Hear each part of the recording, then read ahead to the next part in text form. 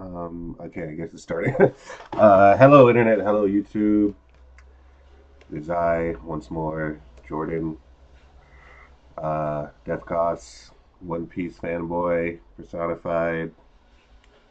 So it's been a while. I haven't done a video in a little bit, but I read this a little while ago, the third volume of One Piece, or reread it, I should specify. Uh, so I wanted to do my reread review finally. Here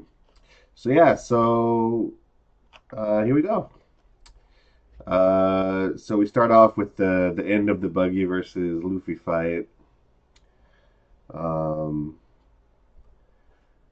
I just love Buggy. Buggy is like the only, or not the only, maybe not the only, but one of the very few badass clowns in existence. I think typically clowns not cool, but Buggy's cool. Um, oh yeah. I always thought about how I need to find a better way to do this, but anyway, I always thought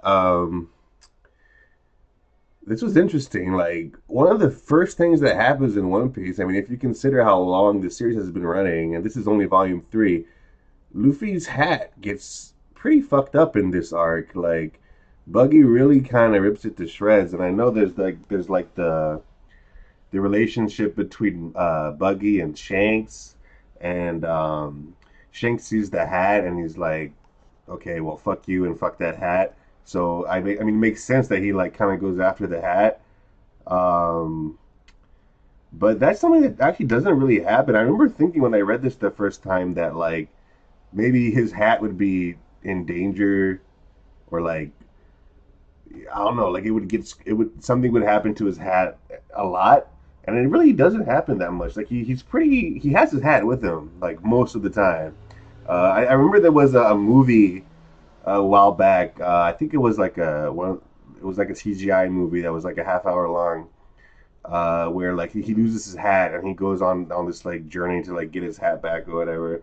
But besides that, and that was a movie, so that didn't happen in the manga. But besides that, he takes pretty good care of his hat, except for here when Buggy uh, spits on it, then he like nicks it on the side, and then just straight up like uh, throws his fucking knives through it and whatnot, and that really pisses Luffy off, which is awesome.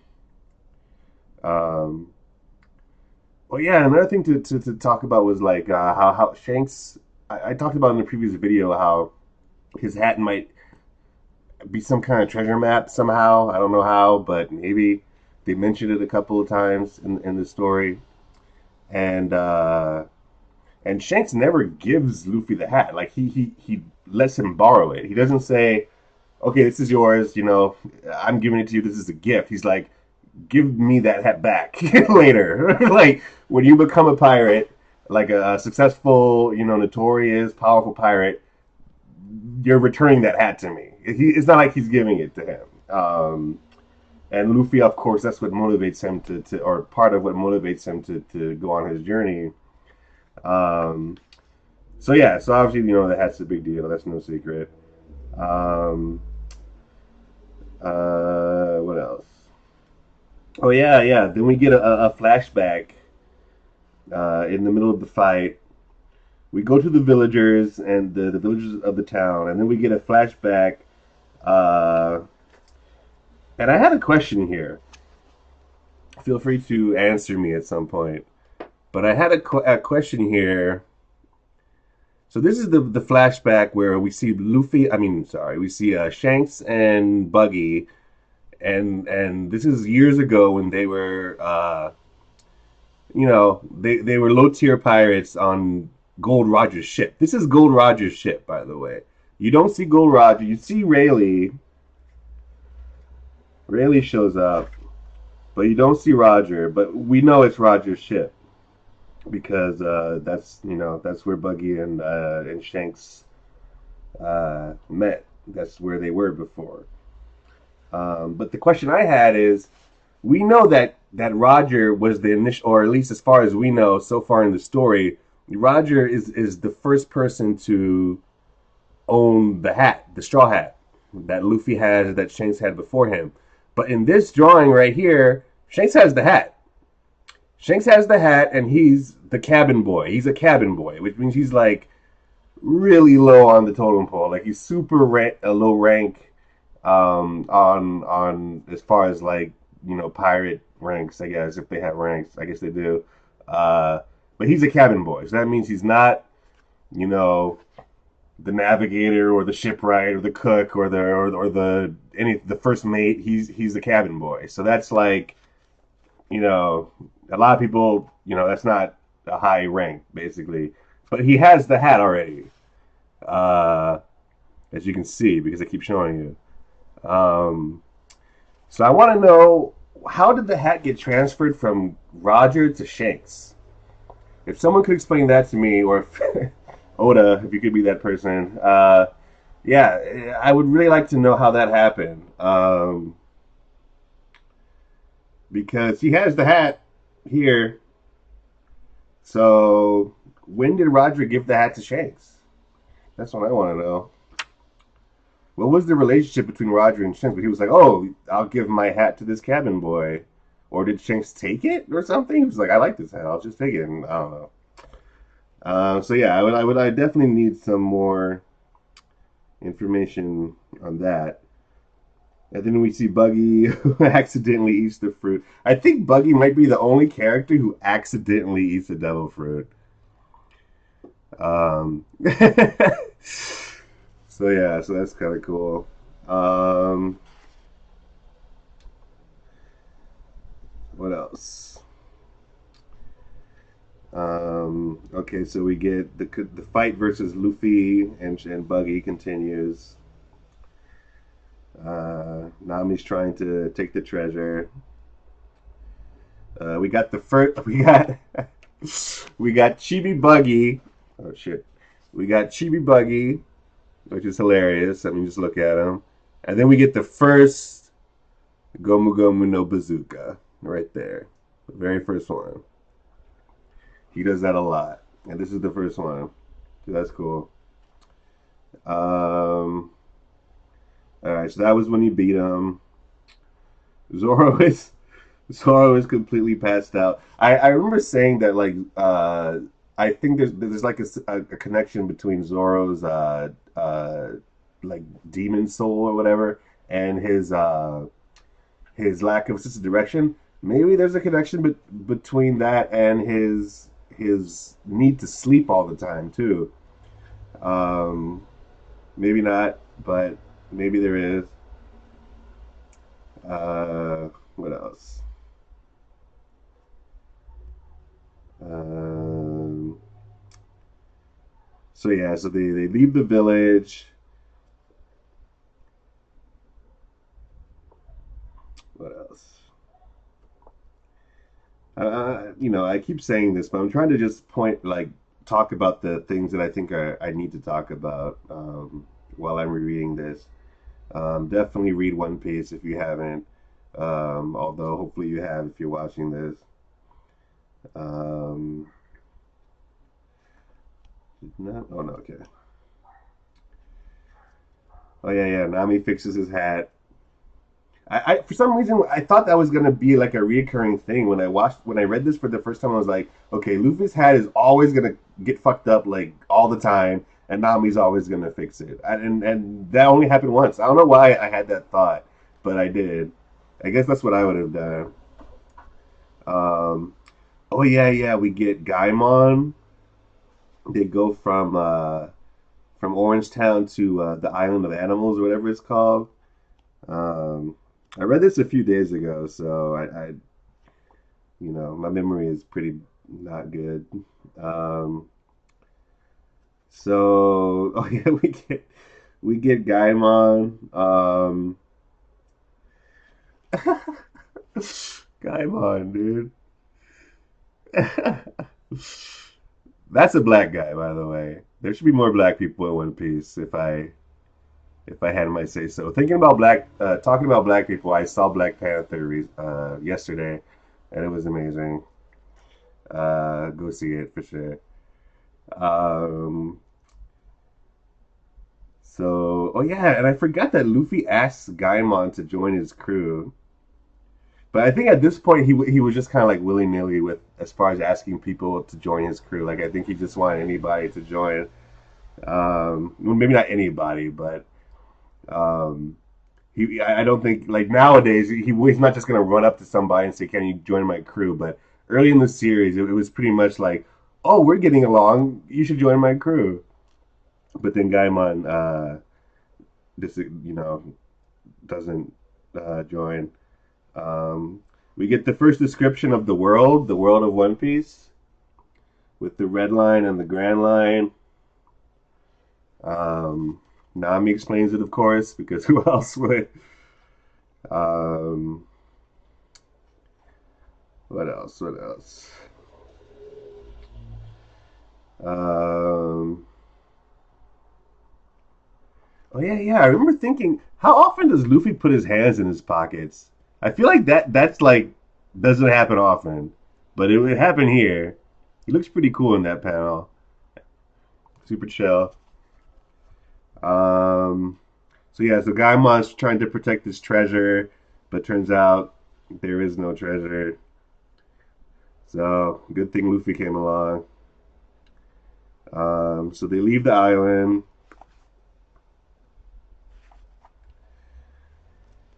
What else?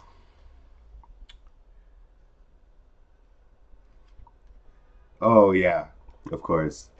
Uh, Syrup Village, the Syrup Village arc, Usopp's introductory arc. I can't talk. There's my boy Usopp. I remember the first time reading this, being like, "Oh crap, we got a black guy on Gaimon with Gaimon, and then we got another black guy with Usopp." But of course, Usopp is pretty light skinned. I think I think Gaimon is too, but uh, Usopp's design. I remember the first time I saw it, I was just like, "Damn, dude! Like he looks crazy. Like he's got the eyes, the circular eyes, the eyelashes, the long nose, the lips. It's just like damn. Like Oda went ham when he was designing Usopp. Um, but he's the comic relief character, so it makes sense that his face is comical. Um, so we got the whole you know story with Usopp that's reminiscent of the boy who cried wolf, where he's like he just like tells everybody that pirates are coming just for fun all the time. Oh yeah, and here, so if you read the manga currently, which I hope you do, you'll know that there's a prominent character named Carrot. Now, I had completely forgotten we already had a character named Carrot. That kid right there. The Usopp Pirates. You got Carrot, you got Pepper, and you got Onion. Um, I don't think that's his original name in Japanese. I don't think his name is Carrot. Like, Carrot's name in Japanese is Carrot. And in English it's Carrot. This guy, his name is Carrot, but in Japanese his name is whatever the Japanese word for carrot is, I guess. Um, I don't know what that word is. Oh shit. Um, but yeah, I forgot about that. And on a side note, since it's going to be a while before I talk about Carrot again, unless I talk about it in one of my reviews of the recent chapters, um, not a big fan. Not a big fan of Carrot. A lot of people like Carrot. A lot of people want Carrot to join the Straw Hats. Not me. Not me. I don't. I think she's cool. I think that the Sulong form was cool, but that's pretty much it. I don't think she needs to join at all. Um, let's see. So the Straw Hats get to Syrup Village. They meet Usopp. Um, oh yeah, yeah. I wanted to talk about So here we get like a little backstory on Kaya. Usopp is kind of explaining about Kaya, um, and she said, and he says that about a year ago, the both the poor girl's parents got sick and died. And I just want to, I just need some more backstory there because what are the odds that both your parents get sick at exactly the same time and die within a year? Um, Maybe they explain it in the next book and I just forgot, but um, yeah, that seemed kind of strange. Uh, what else? Oh yeah, I I mean it makes sense that this kind of running gag ended. It really was only a gag in this arc, really, I think. But Usopp was like, "I'm the captain." He was like, "I'll join you guys, but I gotta be the captain." And then he's like, he was the captain of his own, crew, more or less, even though it wasn't a legit pirate crew. Um, And then I remember when he finally joins at the end of this arc, he says, "Oh yeah, I'll go with you guys, but I'm the captain, right?" And Luffy's like, "Nah, dude, I'm the captain." Um, so I thought that was cool. I think Usopp should well, I guess when I like with the thing I was saying earlier, how I thought Nami was gonna keep fixing um, Luffy's hat. I thought Usopp was going to keep being like, I'm the captain, I'm the captain, I'm the captain, even though he's not the captain.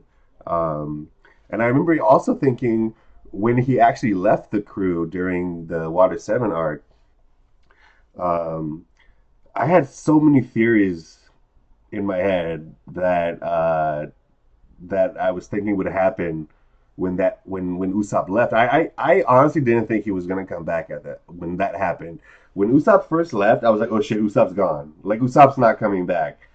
They all leave, they all come back. But Usopp, for some reason, I was just like, yo, man, remember he was like always wanting to be the captain and he kind of always wanted to have his own pirate crew. He kind of always wanted to, he was kind of like Luffy, basically. Like he had that ambition.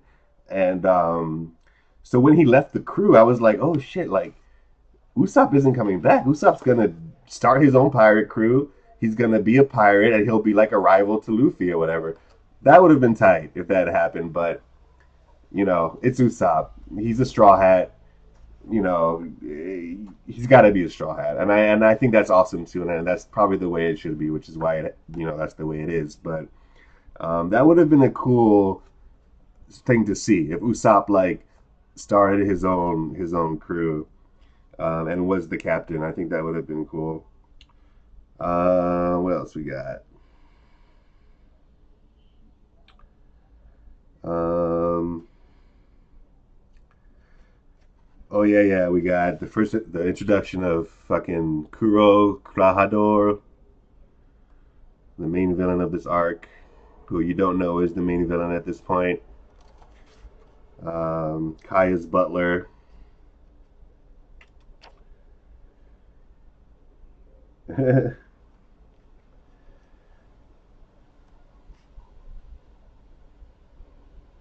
That's pretty fucking awesome. How he always raises his glasses with his palm. Because in anime, a lot of the time, whenever a character has glasses, they raise it. They keep putting their glasses up like all the time. Like in every fucking manga, every anime, whenever there's a character with glasses, they do this shit all the time. And Kuro does this. And at first, it's like you don't really think about it. You're like, okay, I guess that's just what he does. But there's a very good reason for that, um, which I guess I'll get into next book. Um, but of course, you would know, I guess. Um, oh yeah, yeah, the fucking Usopp goes to see Kaya, and Kuro starts talking shit like a douchebag. And I just put a poster here because I'm just a fan of this drawing of Usopp just clocking this shit out of Kuro. That just makes me happy. Um, yeah, yeah, and Usopp is funny because like I guess he knows he's a pirate, so like at heart, like he already has his pirate crew with the three kids or whatever, and he becomes a pirate. So I guess he understands like his father's decision to leave, although you know some people probably wouldn't think that way, but Usopp gets it, I guess. Um,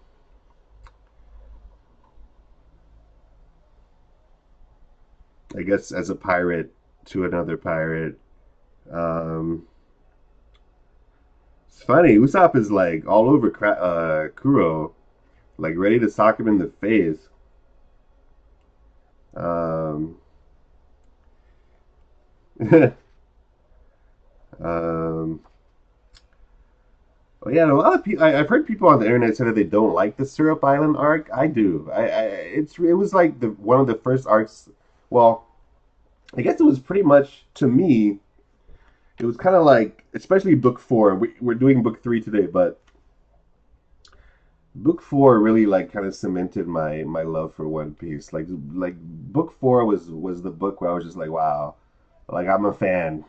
Yeah, like I'm a fan, and I'm gonna be a fan forever, or for as long as it lasts. Um, and I've heard people be like, "Oh yeah, the Serp arc, like it's not that good, doesn't make sense. Kudo isn't a good villain or whatever." I disagree. I mean, maybe it's not the best, the most well thought out arc in all of One Piece, but it definitely it was to me. It was like Arlong Park before Arlong Park. Arlong Park is the arc that I'm sure a lot of people were like, "Oh shit!" Like One Piece is dope. Like you read Arlong Park and you're like, "Damn!" Like it doesn't get better than this. Like as far as shonen manga is concerned, but uh, that's kind of how I felt before when I was reading the Syrup Island arc. Arlong Park took it to the next level and made me love One Piece even more, and kind of really cemented my love for One Piece. But before that, it was the Syrup Island arc. I just thought it was really awesome. Um, and also, book four was the first book that I actually waited for to buy. Like I had the first three, and book four hadn't been released yet. And then I went out and I bought book four, and it was just awesome. So maybe that has something to do with it. Oh yeah, we got Django the hypnotist, who is clearly Michael Jackson. And I actually didn't get that the first time I saw him, but after, you know, not long thereafter, I was like, oh shit, that's totally fucking Michael Jackson. Except he has like blonde hair instead of black hair. Um, Michael Jackson. Um, oh yeah, then we got this cool bonding moment between Usopp and Luffy, where they kind of both realize that they're similar spirits, they're kindred spirits. Oh yeah, and Luffy tells him that he knows his father. He knows Yasop, um, who looks just like Usopp but without the nose. Um,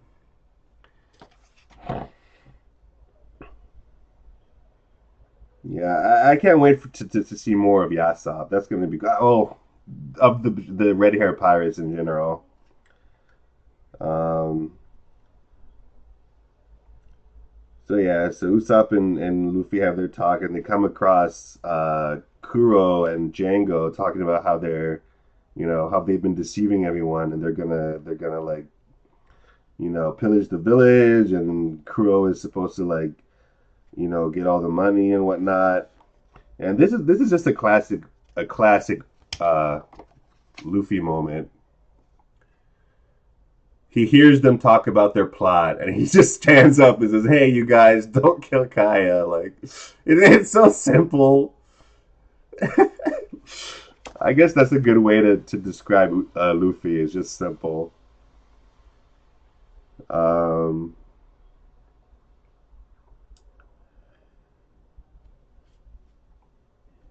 Django's gag of how he hypnotizes himself is pretty funny too.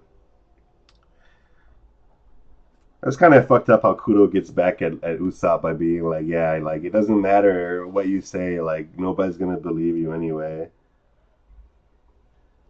Um, But he tries to warn people that they're in for some shit. And anyway, they don't believe him. And Luffy got hypnotized. And yeah, that's it. That's the end of volume 3. So yeah, Sandland. Do you guys know Sandland? You should. Anyway, so that's that. Another video. Um, I'll, I've been working and stuff and just kind of not kind of feeling like making videos, but I'm definitely gonna continue this. Love One Piece. I can't wait for the next chapter. I can't wait to reread what I got to reread because I got a lot to reread. So yeah, it's gonna be fun. Join me. Join me. That'd be cool. So yeah, that's it. See you next time.